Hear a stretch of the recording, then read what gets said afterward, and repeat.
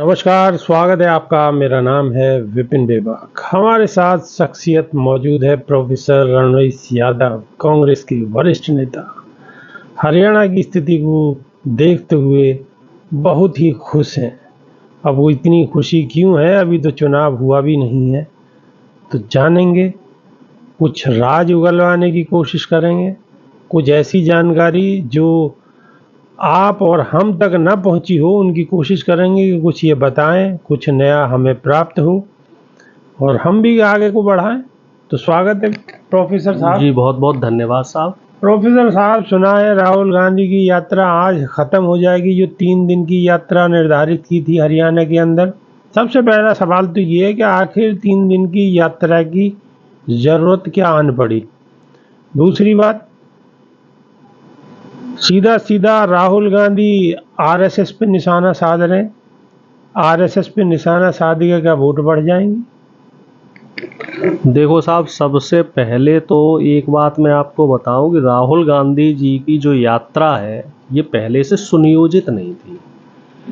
ये कुछ लोगों ने राहुल गांधी जी को अप्रोच किया और उन्हें सजेशन दिया कि आपको चुनावी सभाएं करने के बजाय यात्रा करके ज़्यादा से ज़्यादा लोगों से मिलने की कोशिश करनी चाहिए। राहुल गांधी जी को ये सुझाव ठीक लगा और अब चूंकि चुनाव को 3-4 दिन ही बचे थे तो वो एक शॉर्ट फॉर्मेट में ये 3 दिन की 4 दिन की यात्रा हुई। वैसे मेरा भी निजी तौर पे जो आप कह रहे हैं, मैं काफ़ी हद तक आपकी बातों से इत्तेफाक रखता हूँ, मैं भी सहमत हूँ। राहुल जी की यात्रा अगर 10 दिन 12 दिन हो जाती तो इसका बहुत अच्छा इम्पैक्ट पड़ता और मुझे ऐसा लग रहा है क्लीन स्वीप हो जाता। लेकिन चलो, अब जो हुआ, और जिस तरीके से राहुल गांधी जी ने जो ये विजय संकल्प यात्रा ऐसी यात्रा देख के तो गांव वाली एक कहावत है कि वो भागते भूत के लंगोटे वाली बात ना है। ना ना, ये बात नहीं है, ये तो आप गलत कह रहे हो साहब। देखो, इसमें ऐसा है कि 6 जिले कवर हो पाए हैं। कायदे में ज़्यादा जिले कवर होने चाहिए थे, लेकिन फिर भी मैं ये मानता हूँ कि something is better than nothing, क्योंकि तमाम व्यस्तताएं थी। जम्मू कश्मीर में भी चुनाव था तो वहाँ भी कैंपेनिंग बहुत ज़रूरी थी। जम्मू कश्मीर का जो माहौल था वो उतना अच्छा नहीं था। जम्मू कश्मीर में मोदी जी ने वहाँ के लोगों को डरा रखा था। अमित शाह जा जाके वहाँ डराते थे लोगों को। तो वहाँ लोगों को सांत्वना देना और लोगों के बीच में वहाँ पे जाके वो कॉन्फिडेंस डेवलप करना ज़्यादा ज़रूरी था। और आपने देखा होगा कि जम्मू कश्मीर में रिकॉर्ड तोड़ मत पड़े इस बार। वहाँ वोटिंग बहुत ज़बरदस्त हुई है। कहाँ घाटी में 30% से ज़्यादा वोटिंग नहीं होती थी, और इस बार घाटी में एवरेज वोटिंग वहाँ 55-56% हुई है, तकरीबन दोगुनी। प्रोफेसर, ये कहा जाता है कि अगर इस तरीके की स्थिति होती है कि जैसा वोटिंग ज़्यादा हुई है तो कहीं ना कहीं चेंज होता है, ऐसा बदलाव आता है निश्चित। तो अब वहाँ पर तो पहले भी राष्ट्रपति शासन ही था, उससे पहले बीजेपी का था। तो बदलाव का क्या मायने रखे? कि मायने साफ है ना साहब, घाटी में लोग उनसे परेशान है और जम्मू में भी लोग उनसे परेशान है। जम्मू के लोग तो पिछले 2 साल से लगातार धरने पे हैं, लगातार धरना दे रहे हैं कि आपने जो घाटी में हमारी तैनाती कर दी है, जो नौकरियां लगाई हैं, वो सुरक्षा तो दी नहीं है। 370 को एक तरीके से रोक लेने में और पूरा स्टेटहुड का आपने दर्जा नहीं दिया, दर्जा छीन लिया, राष्ट्रपति शासन लगा दिया। वहां प्रशासन और शासन जो है कोई देखने वाला नहीं है। 3-3 साल 4-4 साल तो साहब वहाँ इंटरनेट सुविधा बाधित रही है, मुख्य धारा से लोग अलग हो गए, वहाँ खौफ का माहौल रहा। वहाँ क्या कहते हैं, जब भी अमित शाह जी पहुंचेंगे, मोदी जी पहुंचेंगे जी, टूरिज्म बढ़ा दिया। अब हमें ये बताओ, टूरिज्म से कितने लोगों की इकोनॉमी चल रही है? वहां बाकी उद्योग धंधों का बताओ ना।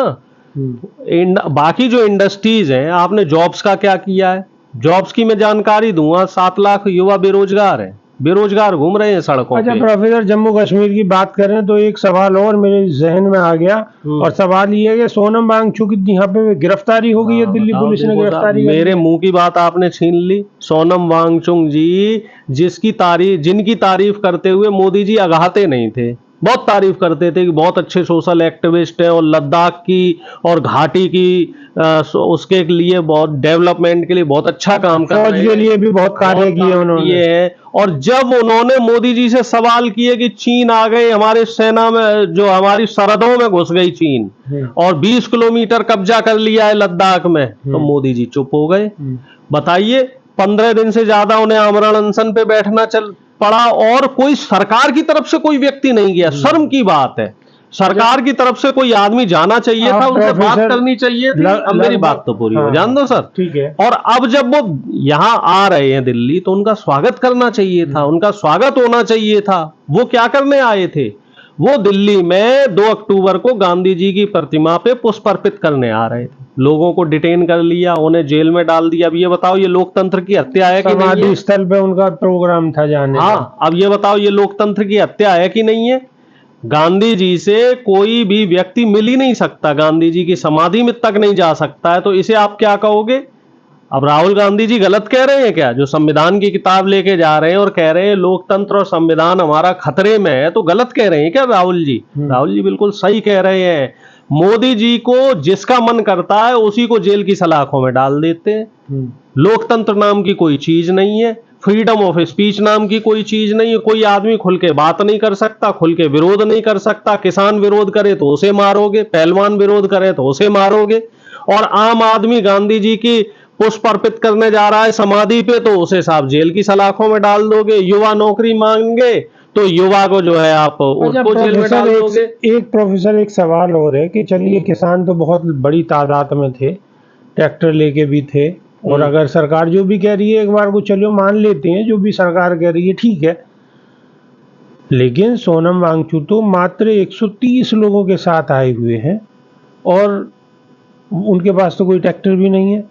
उनको आखिर किस लिए रोक दिया गया? देखो साहब, एक बात हम बताएं आपको, दिल्ली से पूरी दुनिया में संदेश जाता है। किसान आंदोलन जब दिल्ली में हुआ 13-14 महीने, आप तो उसके प्रत्यक्ष गवाह रहे, पूरी दुनिया में संदेश गया, थू थू हुई, मोदी जी को माफी मांगनी पड़ी।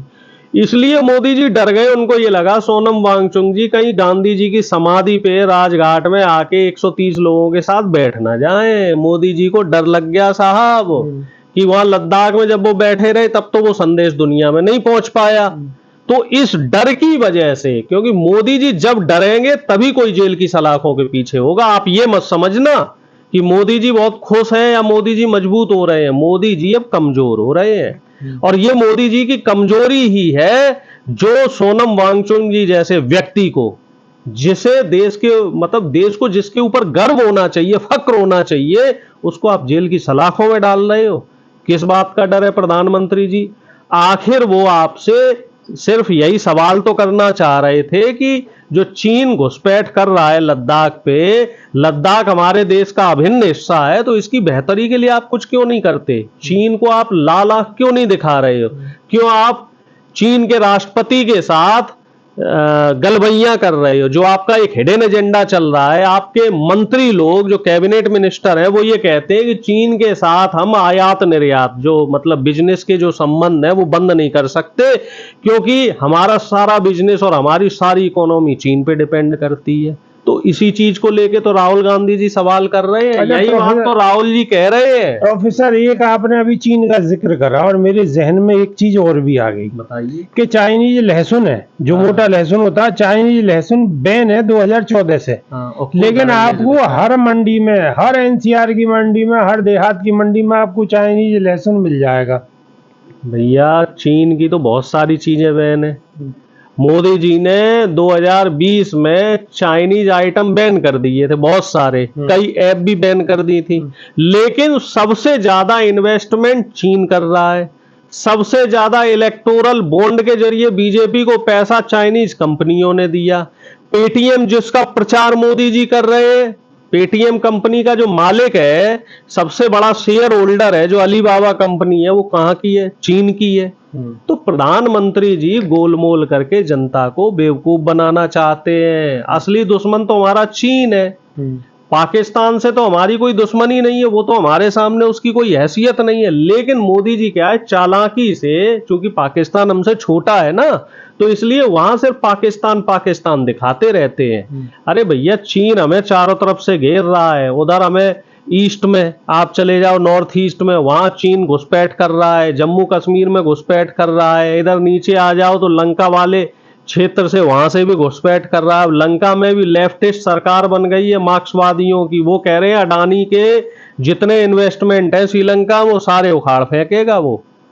इधर बांग्लादेश में जो नए राष्ट्रपति बने हैं वो अलग मोदी जी को आंख दिखा रहे हैं। अब पता नहीं मोदी जी की विदेश नीति क्या स्थिति है कि जो छोटे छोटे से, जो बहुत छोटे छोटे से जो देश जो भारत के ऊपर कहीं ना कहीं पहले तो डिपेंड थे, निर्भर थे, अब वो भी छोटे देश भी आंख दिखा रहे हैं। आपको बताऊं, भूटान की अर्थव्यवस्था, नेपाल की अर्थव्यवस्था, बांग्लादेश की अर्थव्यवस्था, म्यांमार की अर्थव्यवस्था और श्रीलंका की अर्थव्यवस्था, ये 5 देश ऐसे हैं जो हमारे देश से चलती थी और हमारे हिसाब से ये लोग काम करते थे। अब यही लोग हमें आंख दिखाने लग गए।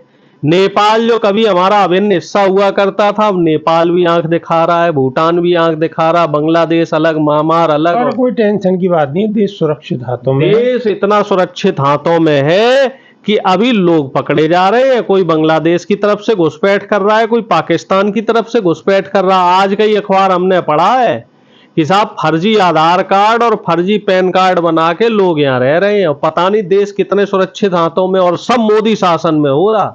और 1 साल से नहीं, 7 साल से यहाँ रह रहे हैं लोग, और प्रधानमंत्री जी कह रहे हैं ना कोई घुसा है, ना किसी को हमने घुसने दिया है। तो ये सब लोग क्या अवतरित हुए? तो प्रधानमंत्री जी और बीजेपी और आरएसएस ये सिर्फ झूठ बोलने की कला में माहिर है। इसीलिए राहुल गांधी जी आरएसएस और बीजेपी पे हमलावर है। जो आज राहुल गांधी जी ने बयान दिया है, मैं बिल्कुल उस बयान से इत्तेफाक रखता हूं कि कांग्रेसियों के चेहरे आपको मुस्कुराते हुए मिलेंगे और बीजेपी वालों के चेहरों पे आपको सिकन मिलेगी। कारण है क्योंकि झूठ आपने इतना परोसा है, फरेब आपने जनता को इतना फरेब में ढाल दिया है, जनता के बीच में आपने इतना अविश्वास पैदा कर दिया है, इतनी नफरत गाड़ दी है कि अब जनता आपसे त्रस्त हो चुकी है। तो आपके चेहरे पे तो सिकन। तो हरियाणा में मोहब्बत की दुकान खुलेगी। मोहब्बत की दुकान भाई साहब टॉपम टॉप चल रही है, और इसी मोहब्बत की दुकान देखना आप हरियाणा में कम से कम 60 सीटें लेके आएगी। ये तो मैंने मिनिमम बताया है, और मेरा अंदाजा है 60 से 65 सीटें आएंगी। और जो चुनाव में इन्होंने जो कलाबाजियां करी थी जजपा के साथ और इधर उधर जो निर्दलीय खड़े किए हैं, वो सब जनता समझ गई है। जनता सब जान गई है इनकी चालबाजी और इनकी चालाकी, और जनता इनको जवाब देगी इन्हीं की भाषा में। आप देखो, खट्टर साहब की रैलियां नहीं हो पा रही। अभी कल की खबर है, कल यानी परसों का एक वीडियो आपने देखा होगा, खट्टर साहब एक जगह सभा कर रहे थे और वहां पे एक युवा आया और उनसे सवाल करने लग गया कि आप तो 9.5 साल मुख्यमंत्री रहे हो, आपने हमें नौकरी नहीं दी, हम तो बेरोजगार हैं, ओवर एज हुए जा रहे। सैनी साहब का काफिला घुसने नहीं दिया। एक जगह वो एक गांव में जा रहे थे प्रचार करने, जो अभी मौजूदा मुख्यमंत्री हैं, उनका काफिला नहीं घुसने दिया। अनिल विज की थू थू हो रही है, जो पहले होम मिनिस्टर रहे हैं हरियाणा के, उनकी। राहुल गांधी की तो खूब जय जयकार हो रही है। राहुल गांधी जनता के नेता हैं भाई, जनता की बात कर रहे हैं। खूब आप प्रोपेगेंडा उठा लो। हरियाणा में इन्होंने खूब झूठ परोसा कि शैलजा जी को नहीं पूछ रहे। देखो राहुल गांधी जी के हरियाणा में आते ही बहन शैलजा जी और हुड्डा साहब, वो पहले भी एक थे। ये तो खाम खाम के जो है ना डमरू और मदारी वाले खेल चलाते हैं, क्योंकि इनके पास मुद्दा नहीं है। कांग्रेसी नेताओं के कुछ वीडियो वायरल हो रहे हैं कि जी आरक्षण खत्म कर देंगे राहुल गांधी। ये सब प्लांटेड है। ये भाई साहब कांग्रेस वालों के वेशभूषा में आरएसएस वालों को घुसेड़ देते हैं कार्यालय के बाहर। अब चुनावी माहौल है, किसी के शकल पे तो लिखा नहीं कौन कांग्रेसी है कौन भाजपा है। ये कहना चाह रहे हो आईटी सेल की कलाकारी है। और क्या, उनको ले जाते हैं और प्लांट करके पहले ही बोलते हैं कि ये बोलना है तुम्हें। आप देख लो, जनता खूब समझ रही है कि जो आदमी आरक्षण की किताब लेके पिछले 3 साल से सड़क पे है, जो आदमी संविधान की रक्षा के लिए बिल्कुल उसने अपना घर छोड़ दिया। आप बताओ, कोई मजाक बात है 11,000 किलोमीटर चलना, पूरे देश के जो है चक्कर लगा देना? कोई मजाक बात है? पूरब से लेके पश्चिम तक, उत्तर से लेके दक्षिण तक। और अब हरियाणा में भी घूम रहे हैं और आगे जहां जहां चुनाव होंगे सब जगह यात्राएं करेंगे। और स्मृति ईरानी जी क्या कह रही हैं कि बहन शैलजा जी को मुख्यमंत्री कैंडिडेट घोषित कर दो, बहन शैलजा जी को ये कर दो वो कर दो। अरे पहले स्मृति जी अपना तो देखें, आपका बीजेपी ने क्या कर दिया। आप तो कहीं की नहीं रही, आपको तो कोई पूछने वाला ही नहीं है, अनुराग ठाकुर को कोई पूछने वाला नहीं है। तो पहले अपना अपना देखो। स्मृति ईरानी इतना ज्ञान क्यों दे रही है, उसकी क्या वजह है? देखो अब वजह ये है कि उनको रिप्लेस करने के लिए 2-3 लोग आ गए हैं मार्केट में, 2-3 लोग उतर चुके हैं। मतलब कौन? वो होता है ना, जैसे अब कोई मोबाइल आया तो उसका एक pro version, pro max version आता है। इनका क्या प्रो वर्जन? इनका प्रो वर्जन कंगना दीदी आ गई है। अच्छा। आजकल जो काम स्मृति ईरानी करती थी उनसे टापम टाप 1 डिग्री ऊपर कंगना दीदी कर रही हैं। कंगना दीदी 2 बार बदजबानी कर चुकी हैं और 2 बार माफी मांग चुकी हैं। 1 बार थप्पड़ भी खा चुकी हैं। 3 बार भाई, 1 बार एयरपोर्ट पर, 2 बार वैसे। हाँ, तो मतलब 1 बार तो थप्पड़ भी खाया उन्होंने और फिर भी बाज नहीं आ रही। देखना अभी चुनाव से पहले, मैं आपको लिख के दे रहा हूं, 5 तारीख से पहले कंगना दीदी फिर कुछ ना कुछ बोलेंगी, क्योंकि आदमी अपनी फितरत नहीं बदलता। कहीं ऐसा तो नहीं आपको गुप्त एजेंडा हो कोई? ना ना, हमारा कोई एजेंडा नहीं साहब। हमारे नेता ने तो स्मृति जी के लिए भी बोल दिया था कि भाई कोई इनके साथ बदसलूकी बदजवानी नहीं करेगा, और हमारा जो नेता इस तरह का काम करता है उसे पार्टी से निकाल भी दिया जाता है। अभी देखो 12-13 नेता ऐसे थे हरियाणा में जिन्होंने पार्टी विरोधी काम किए थे या बीजेपी के नेताओं के लिए उल जलूल बयानबाजी की या कुछ अनुशासनहीनता की, उनको 6 साल के लिए निकाल दिया। हमारे यहाँ ये सब नहीं चलता। अनुशासन सबसे पहले, गांधीवादी लोग हैं, और गांधीवादी से और अनुशासन से और नफरत से, मोहब्बत से एक बात ध्यान आ रही है। आप इजाजत दो तो मैं जरूर दर्शकों को बताना चाह रहा हूं। बिल्कुल बताइए। मतलब निवेदन है मेरा। देखो साहब, आपको ध्यान होगा अयोध्या में एक हमारे मोहित खान साहब थे, समाजवादी पार्टी के नेता, बेचारों को फंसा दिया था बीजेपी वालों ने, और आज की खबर देखो, डीएनए रिपोर्ट आई है उनकी। मतलब मैं इतना ज्यादा दुखी हूं इस खबर से कि इस देश में मुसलमान होना गुनाह है, इस देश में दलित होना गुनाह है, इस देश में आदिवासी होना गुनाह है, इस देश में पिछड़ा होना गुनाह है। बताओ, मोहित खान को सिर्फ इसलिए फंसाया और गोदी मीडिया सुबह से लेकर रात तक मोहित खान को आतंकवादी और पाकिस्तानी बनाने में लगी रही। और अब जब डीएनए रिपोर्ट आई तो डीएनए रिपोर्ट में अपराधी कौन निकला? जो उसकी बेकरी में काम करता था, बबलू या राजू, ऐसा ही कोई नाम है उसका। और अब आप देख लो, अब वही गोदी मीडिया क्या उतने दिन माफीनामा लिखेगी?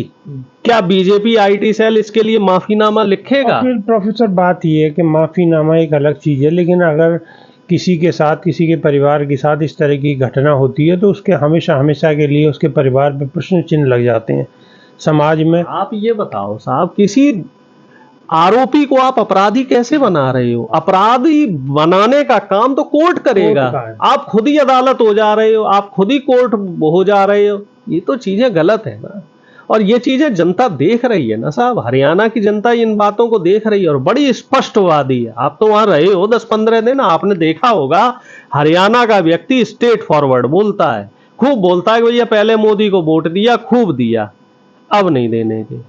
सब कह रहे हैं भाई इस बार तो देना ही नहीं है, इस बार तो मोदी जी की तरफ देखना ही नहीं है, क्योंकि 10 साल में इन्होंने बेरोजगारी इतनी बढ़ा दी। मैं फिर वहीं आ जाता। बीजेपी तो कहती है कि बिगर पर्ची बिगर खर्ची 1.25 लाख नौकरी दी। कितनी दी नौकरियां? 1.25 लाख। एक बात बताओ, हरियाणा की पॉपुलेशन कितनी है? और अभी भी अगर आपने 1.25 लाख नौकरी दी है तो क्या हरियाणा की 4 करोड़ 5 करोड़ पॉपुलेशन में 1.25 लाख नौकरियां न्याय संगत है? कम से कम हरियाणा का 60-70 लाख युवा बेरोजगार है और आप नौकरी दे रहे हो 1.25 लाख, और 2 लाख से ज्यादा तो सरकारी पद खाली है, उन्हें क्यों नहीं भरा? उसको भरने में भी कोई टैक्स लग रहा था साहब, आपके ऊपर जोर पड़ रहा था क्या? ये लोग सरकारी नौकरियां नहीं भर रहे हैं, ये लोग सिर्फ और सिर्फ क्या कर रहे हैं, जो ठेके वाली नौकरियां आती हैं प्राइवेट कंपनियों में, उसकी तरफ ध्यान दे रहे हैं। क्योंकि सरकारी नौकरी नहीं रहेगी तो आदमी कहां जाएगा भैया? पेट तो पालेगा, बच्चे तो पालेगा, तो वो फिर प्राइवेट नौकरी करेगा, और प्राइवेट नौकरी करेगा तो फायदा कैसे होगा? लाला को कम पैसे में नौकरी करने मजबूर होगा, क्योंकि सरकारी है नहीं, युवाओं के पास विकल्प नहीं है, तो लाला को फायदा होगा। और लाला से चंदा वसूली कौन करेंगे? मोदी जी। यही खेल चल रहा है पूरे हरियाणा में। आप हरियाणा में कहीं चले जाओ और एक वो नशाखोरी ने तो हरियाणा को बिल्कुल तबाह कर दिया है। नशाखोरी और डंकी रास्ते से बाहर जाना, विदेश जाना, बिल्कुल तबाह कर दिया साहब हरियाणा। एक टाइम पे नंबर 1 होता था हरियाणा का। आप देख लो खेती का बजट कम कर दिया हरियाणा का। आप देख लो साहब हेल्थ का बजट इन्होंने कम कर दिया। और अब यूं और कह रहे हैं कि कम से कम कितने 1000-1500 जो सरकारी स्कूल हैं उन्हें भी बंद करने जा रहे हैं। लेकिन वो हम बंद नहीं होने देंगे। जो हरियाणा की महान जनता है वो बंद नहीं होने देगी सरकारी स्कूलों को। इस बार सरकार बदलेगी और जितने सरकारी स्कूल हैं वो फिर से दुरुस्त किए जाएंगे, सरकारी अस्पताल दुरुस्त किए जाएंगे, शिक्षा का बजट बढ़ाया जाएगा, हेल्थ बजट बढ़ाया जाएगा और खेती का बजट बढ़ाया जाएगा। और मैं आपको बता रहा हूँ राहुल गांधी जी जो ये अभी 3 दिन राहुल गांधी जी ने यात्रा करी है, इस यात्रा ने मोदी जी के जो ये बीजेपी का किला ढह रहा है ना, इसमें कहते हैं ना वो ताबूत में क्या बोलते हैं, आखिरी कील ठोक दी साहब। बिल्कुल स्पष्ट आप समझ लीजिए। जीत तो रही थी कांग्रेस, लेकिन उस जीत पे जो एक मोहर लगानी होती है, स्टाम्प लगाना होता है, वो राहुल गांधी जी ने मोहर लगा दी। बिल्कुल मोहर लग गई, अब सुनिश्चित हो गई जीत। 100% आप लिख लो साहब। और इसमें कुछ ऐसा नहीं है कि राहुल गांधी जी ने कोई चमत्कार किया, बात वही है, मुद्दे वही है। बस राहुल गांधी जी ने उस मुद्दे को ज्यादा लोगों के बीच में पहुंचाया है, क्योंकि राहुल गांधी जी अब अपील कर रहे हैं लोगों के बीच में। लोगों के जहन में नहीं करते थे। देखो ऐसा था पहले जो चुनाव हो रहे थे जब अपील नहीं कर रहे थे। उसी पे मैं आ रहा हूं। मैं जान रहा था आप यही सवाल करेंगे, मैं समझ रहा था। देखिए ऐसा था, एक सिस्टम था, एक इकोसिस्टम ऐसा बनाया गया, उसमें राहुल जी की इमेज को ऐसे गढ़ा गया, ऐसे पढ़ा गया, ऐसे चढ़ाया गया कि उनकी इमेज धूमिल कर दी गई। हर जगह फर्जीवाड़ा, हर जगह फर्जीवाड़ा। आपकी पार्टी क्यों फर्जीवाड़ा करवा रही थी? आप लड़ क्यों नहीं रहे? देखो ऐसा है साहब, हम लोग झूठ बोलने वाले व्यक्ति नहीं है, तो हम लोगों को देखो ऐसा कई बार ऐसा होता है, सत्य परेशान हो जाता है लेकिन पराजित नहीं होता। तो हमें इन लोगों ने परेशान कर दिया। ये लोग मायावी लोग हैं, राक्षस पहले भेष बदल के आते थे। आपने भी देखा होगा रावण सीता हरण कैसे कर गया था, भेष बदल के। तो ये लोग मायावी लोग थे, भेष बदल के आए। हम लोग शुरू में नहीं समझ पाए, हम लोग सीधे साधे लोग हैं। और जैसे ही हम समझे, हमने देखो 2019 के बाद से आप देखो साहब काया पलट हो गया, क्योंकि हम जान गए थे कि अब इनसे सीधे रास्ते से नहीं लड़ा जा सकता, अब सड़क पे उतरना पड़ेगा। फिर राहुल गांधी जी ने खुद ही फैसला किया कि अब कोई नहीं उतरेगा, मैं ही उतरूंगा सड़क पे, क्योंकि इन्होंने सबसे ज्यादा मेरे ऊपर अटैक किया। नो डाउट राहुल गांधी जी की इमेज को सबसे ज्यादा खराब करने के लिए बताते 5000 करोड़ रुपया खर्च किया मोदी जी ने।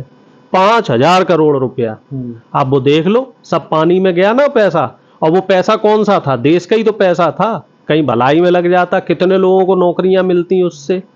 तो अब राहुल गांधी जी, अब सवाल वही आ गया ना, अब राहुल गांधी जी जनता के बीच में अपील कर रहे हैं, क्योंकि अब आम जनता भी समझ रही है कि अगले को क्या करना है। 3 साल से सड़क पे डोल रहा है अगला आदमी, भाई मजदूरों से मिलता है, किसानों से मिलता है, सबसे मिल लेता। अभी बताइए एक मोची से मिला, उस बेचारे का जूता 10 लाख में बिच गया, उसके तो परिवार के काम आएंगे ना वो पैसे। आप बताओ मोदी जी ऐसे किस गरीब आदमी से मिले जिसका भला कर दिया हो? जिसके पास गए उसका बंटाधार ही किया मोदी जी ने।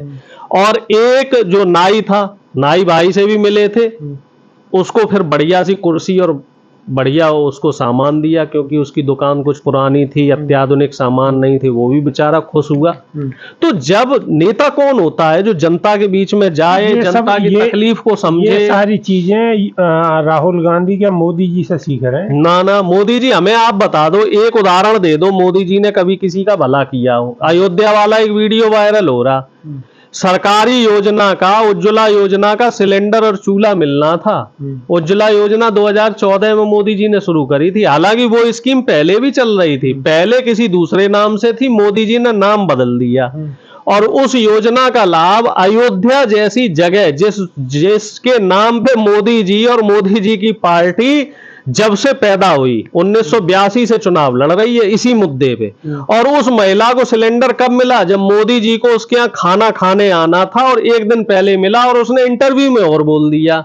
उन्हें पूछे जी सिलेंडर कब मिला, मोदी जी को तो लगा होगा कि वो जो टीम आई है वो पढ़ा गई होगी, बता देना कि 2014 मिला। बोला जी वो को कल मिला, आप आ जाने थे रोटी खाने को, कल मिला। तो मोदी जी तो ऐसे काम करते हैं साहब।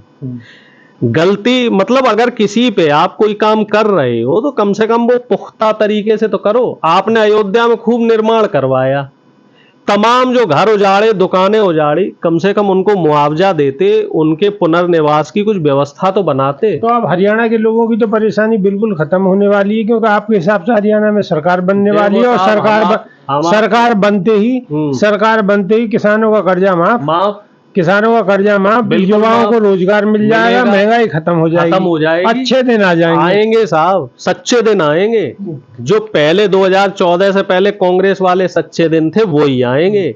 2 लाख नौकरियां मिलेंगी, और मनरेगा और जो होमगार्ड टाइप के जो मजदूरी करने वाले लोग हैं, इनकी मिनिमम मजदूरी फिक्स की जाएगी। सरकारी स्वास्थ्य सुविधाएं मिलेंगी 25 लाख रुपए तक। दीपेंद्र हुड्डा का एक वीडियो भी वायरल हो रहा है, उसमें वो कहते हुए सुने जा सकते हैं, रैली में कह रहे हैं कि बटन इतनी जोर से दबाना, और ये कहते हुए दबाना, जय संविधान, जय किसान, जय संविधान, और ये आवाज दिल्ली तक जानी चाहिए साहब।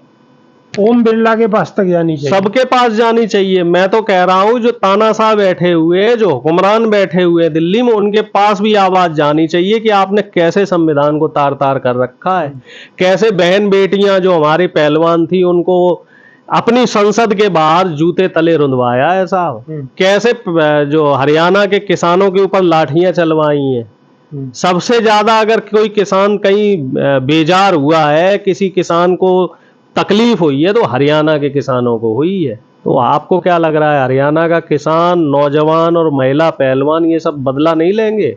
वोट की चोट से बदला लेंगे, और डंके की चोट पे बटन दबाई जाएगी, वोट की चोट दी जाएगी। और प्रोफेसर साहब बिल्कुल आश्वस्त हैं कि कोई टेंशन वाली बात नहीं है, अच्छे दिन की शुरुआत हो चुकी है। नहीं साहब, सच्चे दिन, सच्चे दिन, अच्छे और सच्चे पे कोई बीजेपी का कॉपीराइट थोड़ी है। नहीं, मैं कह रहा हूँ सच्चे दिन, अच्छे दिन पे कोई बीजेपी का कॉपीराइट है, जो जनता को मिलना चाहिए। क्योंकि ऐसा है ना, आप अच्छे कहोगे तो जनता कंफ्यूज हो सकती है। अच्छा। हाँ, झूठ को भी 50 बार बोलोगे तो सच लगने लगता है, इसलिए हम कह रहे हैं जो सच है वो बोलो। सच्चे दिन जो जनता को मिलना चाहिए वो मिलेगा। चलिए, सीधा सीधा प्रोफेसर साहब का कहना है कि सच्चे दिन, हमने अच्छा बोला, अच्छे पे इन्हें परेशानी है, तो हम तो कोई दिक्कत नहीं, हम तो सच्चे बोल देते हैं, क्योंकि अच्छे होंगे तो ही सच्चे होंगे, वरना तो फर्जी होंगे। चलिए, ये तो आने वाले वक्त में ही तय होगा कि राजनीति में स्थिति क्या होने वाली है, बीजेपी जाने वाली है या कांग्रेस आने वाली है, या कांग्रेस भी जाने ही वाली है। ये तो आने वाले वक्त में सब कुछ दूध का दूध, पानी का पानी क्लियर होगा। तो बहुत बहुत धन्यवाद जी, बहुत बहुत धन्यवाद साहब, बहुत बहुत धन्यवाद। अभी के लिए सिर्फ इतना ही, नमस्कार।